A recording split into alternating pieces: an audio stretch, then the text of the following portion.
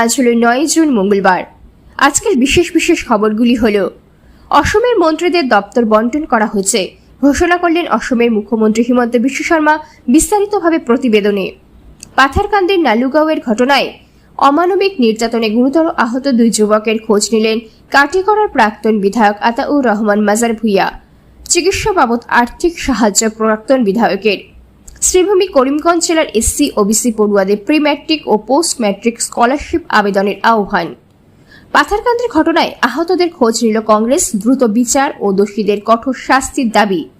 উচ্ছেদ অভিযানের আগে সাময়িক ইন্টারনেট বন্ধ, নিরাপত্তায় মোতায়েন অতিরিক্ত পুলিশ এবং বারাকের উন্নয়নের অধিকার ভিত্তিতে পদক্ষেপের দাবি। বিডিএফ এবং নবনিযুক্ত মন্ত্রীদের অভিনন্দন। এবার শুনুন আজকের খবরের বিস্তারিত। মন্ত্রীদের দপ্তর বন্টন ঘোষণা মুখ্যমন্ত্রীর। অসমের রাজ্যপালের অনুমোদনের পর অসমের সরকারের মন্ত্রিসভার সদস্যদের মধ্যে দপ্তর বন্টনের ঘোষণা করা হয়েছে। মুখ্যমন্ত্রী ডক্টর হিমন্ত বিশ্ব শর্মার হাতে থাকছে স্বরাষ্ট্র ও রাজনৈতিক, লোকনির্মাণ ভবন ও জাতীয় সড়ক, লোকনির্মাণ, সড়ক, বিদ্যুৎ, তথ্য ও সংযোগ, মুদ্রায়ন ও স্টেশনারি বিভাগ। এছাড়াও অন্য কোনো মন্ত্রীর কাছে বরাদ্দ না হওয়া দপ্তরগুলিও মুখ্যমন্ত্রীর অধীনেই থাকবে। মন্ত্রী অশ্বিনী রায় সরকারের হাতে দেওয়া হয়েছে সমাজ কল্যাণ ও ক্ষমতায়ন, মৃত্তিকা সংরক্ষণ এবং সংখ্যালঘু কল্যাণ ও উন্নয়ন বিভাগ। অশোক সিংহলের দায়িত্বে থাকছে স্বাস্থ্য ও পরিবার কল্যাণ এবং চিকিৎসা, শিক্ষা ও গবেষণা দপ্তর।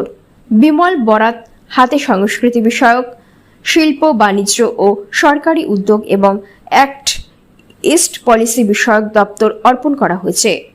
বিশ্বজিৎ দৈমারির হাতে হস্ত, তাঁত, বস্ত্র ও রেশম শিল্প, ক্রীড়া ও যুব কল্যাণ দপ্তর, উন্নয়ন, কর্মসংস্থান ও উদ্যোগ এবং আদিবাসী ও জনজাতীয় বিশ্বাস ও সংস্কৃতি বিভাগ দেওয়া হয়েছে।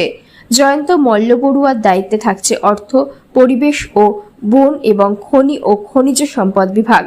কৌশিক রায়ের হাতে খাদ্য, গণবন্টন ও ভোক্তা বিষয়ক, আবাসন ও নগর বিষয়ক এবং সমবায় দপ্তর দেওয়া হয়েছে। কেশব মহান্তর হাতে রাজস্ব ও দুর্যোগ ব্যবস্থাপনা, বিজ্ঞান, প্রযুক্তি ও জলবায়ু পরিবর্তন এবং সাধারণ প্রশাসন বিভাগ অর্পণ করা হয়েছে। কৃষ্ণেন্দু পালের দায়িত্বে থাকছে জনস্বাস্থ্য, কারিগরি, পাহাড়ি এলাকা উন্নয়ন এবং বরাক উপত্যকা উন্নয়ন বিভাগ। নীলিমা দেবীর হাতে পশুপালন ও পশু চিকিৎসা এবং মৎস্য বিভাগ দেওয়া হয়েছে। পীযূষ হাজারিকার দায়িত্বে থাকছে কৃষি, সেচ এবং সংসদীয় বিষয়ক দপ্তর। ডক্টর রনোজ পেগুর হাতে স্কুল শিক্ষা, উচ্চশিক্ষা, সমতল এলাকা, জনজাতি বিষয়ক এবং তথ্য প্রযুক্তি বিভাগ অর্পণ করা হয়েছে। সুশান্ত বড়ভূঁইয়ের হাতে জলসম্পদ এবং বিচার বিভাগ দেওয়া হয়েছে। মন্ত্রিসভার সব সহকর্মীকে শুভেচ্ছা জানিয়ে মুখ্যমন্ত্রী বলেন, নিষ্ঠা ও অঙ্গীকারের সঙ্গে একযোগে কাজ করে অসমের জনগণের সেবা এবং রাজ্যের উন্নয়ন ও সমৃদ্ধি যাত্রাকে আরও ত্বরান্বিত করা হবে। পাথারকান্দির নালুগাঁওয়ে সংগঠিত অমানবিক নির্যাতনে গুরুতরভাবে আহত 2 যুবকের খোঁজ নিতে শিলচর মেডিকেল কলেজে উত্তর পূর্ব ভারত এমারাতে সর-ই-আহ ও নদ-ওয়াতুর তামিরের কেন্দ্রীয় সাধারণ সম্পাদক তথা কাটিগড়া সমষ্টির প্রাক্তন বিধায়ক মাওলানা আতাউর রহমান মাজার ভুইয়া সাহেবের নেতৃত্বে নাদওয়ার প্রতিনিধি দল। চিকিৎসা বাবদ কেন্দ্রীয় বয়তুল মাল তহবিল থেকে নগদ 20,000 টাকা আর্থিক সাহায্য প্রদান। উপস্থিত ছিলেন করিমগঞ্জ জেলা নদওয়ার সাধারণ সম্পাদক মাওলানা এটিএম জাকারিয়া কাসিমি, কাছাড় জেলার নাদওয়ার সাধারণ সম্পাদক মাওলানা নুরুল হক বড়ভূইয়া, করিমগঞ্জ জেলা যুব নাওদওয়ার সাধারণ সম্পাদক মাওলানা জসিমউদ্দিন সাহেব প্রমুখ। অপরদিকে শ্রীভূমি এসসি এবং ওবিসি পড়ুয়াদের প্রি ম্যাট্রিক ও পোস্ট ম্যাট্রিক স্কলারশিপের আবেদনের আহ্বান। অসম সরকারের তপশিলি জাতি এবং অনগ্রসর শ্রেণী কল্যাণ অধিকর্তার কার্যালয় থেকে 2026-27 শিক্ষাবর্ষের স্কলারশিপের জন্য এক বিজ্ঞপ্তি জারি করা হয়েছে। রাজ্যের তপশিলি জাতি এসসি এবং অন্যান্য অনগ্রসর শ্রেণী ওবিসি ভুক্ত ছাত্রছাত্রীদের কাছ থেকে জাতীয় স্কলারশিপ পোর্টাল বা ন্যাশনাল স্কলারশিপ পোর্টালের মাধ্যমে নতুন এবং নবীনীকরণ আবেদন আহ্বান করা হয়েছে। এতে 5টি স্কিমের অধীনে এই স্কলারশিপ প্রদান করা হয়েছে, যার মধ্যে নবম ও দশম শ্রেণীর শিক্ষার্থীদের জন্য প্রি ম্যাট্রিক স্কলারশিপ, অস্বাস্থ্যকর পেশায় আনক্লিন্ড অকুপেশন নিয়োজিত অভিভাবকদের 1ম থেকে 10ম শ্রেণী এসসি ছেলে মেয়েদের জন্য প্রি ম্যাট্রিক স্কলারশিপ, এসসি শিক্ষার্থীদের জন্য পোস্ট ম্যাট্রিক স্কলারশিপ ওবিসি জাতিভুক্ত নবম ও দশম শ্রেণীর শিক্ষার্থীদের জন্য প্রি ম্যাট্রিক স্কলারশিপ। এছাড়া ওবিসি শিক্ষার্থীদের জন্য পোস্ট ম্যাট্রিক স্কলারশিপ। আবেদনের যোগ্যতা ও প্রয়োজনীয় নথিপত্র হিসাবে আবেদনকারীকে অবশ্যই জেলার আয়ুক্ত কার্যালয় থেকে ইস্যু করা বৈধ এসসি বা ওবিসি শংসাপত্র জমা দিতে হবে। এতে পারিবারিক আয়ের সীমা, এসসি এবং ওবিসি শিক্ষাক্ষেত্রের ক্ষেত্রে অভিভাবকদের বার্ষিক আয় সমস্ত উৎস মিলিয়ে 2,50,000 টাকার মধ্যে হতে হবে। এই আয়ের শংসাপত্র সংশ্লিষ্ট রেভিনিউ সার্কেল অফিসারকে প্রদান করতে হবে। এতে অস্বাস্থ্যকর পেশায় যুক্ত অভিভাবকদের সন্তানদের ক্ষেত্রে আয়ের কোনো ঊর্ধ্বসীমা নেই, তবে সমাজ কল্যাণ বিভাগ বা স্থানীয় প্রশাসনের নির্দিষ্ট কর্মকর্তা থেকে পেশার শংসাপত্র থাকতে হবে। এতে বেনিফাইড শংসাপত্র নিজ নিজ শিক্ষা প্রতিষ্ঠানের প্রধানের কাছ থেকে সংগ্রহ করে জমা দিতে হবে। এতে আবেদনকারীদের গুগল প্লে স্টোর থেকে এনএসপি ওটিআর অ্যাপ ডাউনলোড করে ওয়ান টাইম রেজিস্ট্রেশন ওটিআর নম্বর তৈরি করতে হবে। এর জন্য ফেস অথেন্টিকেশন করা বাধ্যতামূলক। বিস্তারিত তথ্যের জন্য https:/scholarship.government.in ওয়েবসাইট ভিজিট করতে আহ্বান জানানো হয়েছে। এতে ওটিআর জেনারেট করার জন্য আধার কার্ড এবং আধার কার্ডের সঙ্গে যুক্ত মোবাইল নম্বর থাকা আবশ্যক। নাবালক আবেদনকারীদের নিজস্ব আধার না থাকলে মা বাবার আধার প্রদান করতে হবে। স্কলারশিপের অর্থ সরাসরি ব্যাংক অ্যাকাউন্টে পাঠানো হবে, তাই আবেদনকারীকে অবশ্যই সচল ব্যাংক অ্যাকাউন্ট নম্বর দিতে হবে এবং অ্যাকাউন্টটি আধার নম্বরের সাথে লিঙ্ক থাকা বাধ্যতামূলক। এতে এসসি ও ওবিসি ছাত্রছাত্রীদের এনএসপি পোর্টালের মাধ্যমে আগামী 30শে সেপ্টেম্বরের মধ্যে আবেদন করতে হবে। অপরদিকে পাথারকান্দি মব লিঞ্চিং কাণ্ডে আহতদের খোঁজ নিল কংগ্রেস, দ্রুত বিচার ও দোষীদের কঠোর শাস্তির দাবি। পাথারকান্দি বহুল আলোচিত মব লিঞ্চিং কাণ্ডে আহত 2 নাবালকের খোঁজ নিতে সোমবার মাঠে নামে করিমগঞ্জ জেলা কংগ্রেস। জেলা কংগ্রেস সভাপতি তাপস পুরকায়স্থ ও জেলা কংগ্রেস মিডিয়া ডিপার্টমেন্টের চেয়ারম্যান শাহাদাত আহমেদ চৌধুরীর নেতৃত্বে একটি প্রতিনিধি দল আক্রান্ত পরিবারের সঙ্গে সাক্ষাৎ করার পাশাপাশি পাথারকান্দি থানায় গিয়ে তদন্তের অগ্রগতি সম্পর্কে খোঁজ খবর নেন এবং পরে শিলচর মেডিকেল কলেজ ও হাসপাতালে বিচারাধীন 2 নাবালকের শারীরিক অবস্থার খোঁজ নেন। প্রতিনিধি দল প্রথমে পাথারকান্দির মামবাড়ি এলাকায় গিয়ে আহত 2 নাবালক ইসলাম উদ্দিন ও আমির উদ্দিনের পরিবারের সদস্যদের সঙ্গে কথা বলেন। পরিবারের পক্ষ থেকে অভিযোগ করা হয় গরু চুরির সন্দেহে 2 কিশোরকে নির্মমভাবে গণপিটুনির শিকার হতে হয়েছে। ঘটনার বিস্তারিত বর্ণনা শুনে কংগ্রেস নেতারা ক্ষোভ প্রকাশ করেন এবং দোষীদের বিরুদ্ধে কঠোর ব্যবস্থা গ্রহণের দাবি জানান। জেলা কংগ্রেস সভাপতি তাপস পুরকায়স্থ বলেন, একটি সভ্য সমাজে এ ধরনের বর্বরচিত ঘটনা কখনো গ্রহণযোগ্য হতে পারে না। আইনের শাসন প্রতিষ্ঠার স্বার্থে ঘটনার সঙ্গে জড়িত প্রত্যেক অপরাধীকে দ্রুত গ্রেপ্তার করে দৃষ্টান্তমূলক শাস্তি নিশ্চিত করতে হবে। তিনি আক্রান্ত পরিবারের পাশে থাকার আশ্বাসও দেন।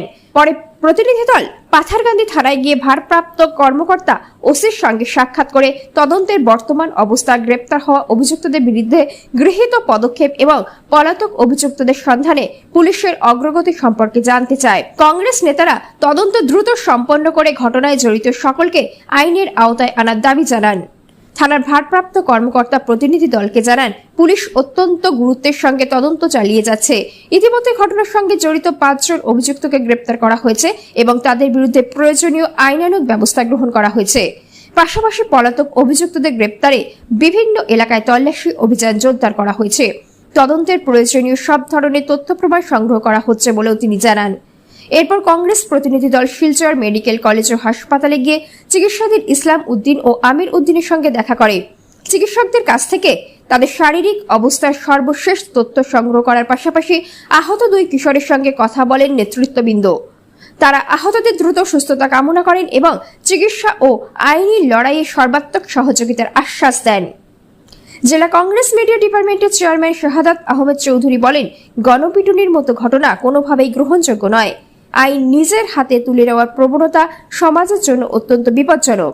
এই ঘটনার দৃষ্টান্তমূলক বিচার হওয়া প্রয়োজন, যাতে ভবিষ্যতে এমন অপরাধের পুনরাবৃত্তি না ঘটে। এদিনের প্রতিনিধি দলে উপস্থিত ছিলেন জ্যোতিষ পুরকায়স্থ, একে দাপাদার, শুভঙ্কর দাস, তন্ময় মজুমদার, সন্দীপ নন্দী, হাসিনা রহমান, শুভম দাস, ফজল হোসেন, নামিক উদ্দিন সহ কংগ্রেসের একাধিক নেতাকর্মী। উল্লেখ্য, গরু চুরি সন্দেহে 2 নাবালকের ওপর সংগঠিত এই গণপিটুনির ঘটনায় ইতিমধ্যেই রাজ্য জুড়ে ব্যাপক প্রতিক্রিয়া সৃষ্টি হয়েছে। বিভিন্ন রাজনৈতিক দল, সামাজিক সংগঠন ও মানবাধিকার কর্মীরা ঘটনার তীব্র নিন্দা জানিয়ে দ্রুত বিচার এবং দোষীদের কঠোর শাস্তির দাবি জানিয়েছেন। তদন্তের অগ্রগতি ও বিচার প্রক্রিয়ার দিকেই এখন সবার নজর। অপরদিকে উচ্ছেদ অভিযানের আগে জয়পুরে সাময়িক ইন্টারনেট বন্ধ, নিরাপত্তা মোতায়েন অতিরিক্ত পুলিশ। রাজস্থানের জয়পুরে প্রস্তাবিত উচ্ছেদ অভিযানকে কেন্দ্র করে আইন শৃঙ্খলা পরিস্থিতি স্বাভাবিক রাখতে সাময়িকভাবে ইন্টারনেট পরিষেবা বন্ধের নির্দেশ দিয়েছে জেলা প্রশাসন। জয়পুর ডিভিশনের কমিশনার ভি সর্বনা কুমার জারি করা এক নির্দেশে জানান, সামাজিক যোগাযোগ মাধ্যম ও ইন্টারনেট ভিত্তিক প্ল্যাটফর্ম অপব্যবহারের মাধ্যমে গুজব ছড়িয়ে জনশান্তি বিঘ্নিত হওয়ার আশঙ্কা থাকায় এই পদক্ষেপ নেওয়া হয়েছে। জানা গেছে, জয়পুর ডেভেলপমেন্ট অথরিটি জেডিএ এবং জেলা প্রশাসনের যৌথ উদ্যোগে জগৎপুরা এলাকার নন্দপুরি আন্ডারপাস সংলগ্ন রেল লাইনের পাশের সড়ক প্রশস্তকরণের কাজ চলছে। বর্তমানে 25 থেকে 30 ফুট চওড়া এই সড়ককে পরিকল্পনা অনুযায়ী 80 ফুটে সম্প্রসারণের লক্ষ্য নেওয়া হয়েছে। এই প্রকল্পের আওতায় রাস্তার নির্ধারিত সীমার মধ্যে থাকা 5টি ধর্মীয় স্থাপনা, একটি মসজিদ, 2টি মন্দির, একটি সৎসংঘ এবং একটি মাজার অপসারণ করা হচ্ছে। অভিযানের সময় সম্ভাব্য উত্তেজনা এড়াতে এলাকায় অতিরিক্ত পুলিশ বাহিনী মোতায়েন করা হয়েছে।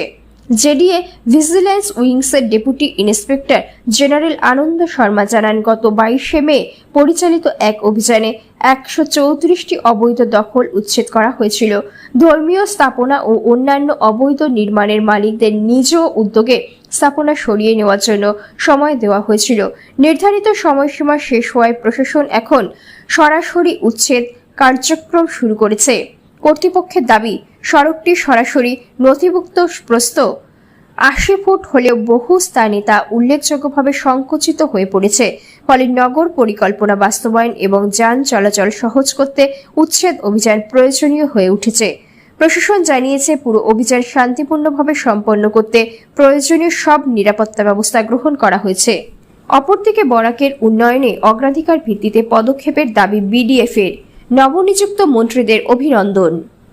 অসমের নবগঠিত মন্ত্রিসভায় বরাক উপত্যকা থেকে স্থান পাওয়া বিধায়ক কৌশিক রায় ও কৃষ্ণেন্দু পালকে অভিনন্দন জানিয়েছে বরাক ডেমোক্রেটিক ফ্রন্ট। একই সঙ্গে উপত্যকার দীর্ঘদিনের বিভিন্ন সমস্যার দ্রুত সমাধানে অগ্রাধিকার ভিত্তিতে উদ্যোগ গ্রহণের আহ্বান জানিয়েছে সংগঠনটি।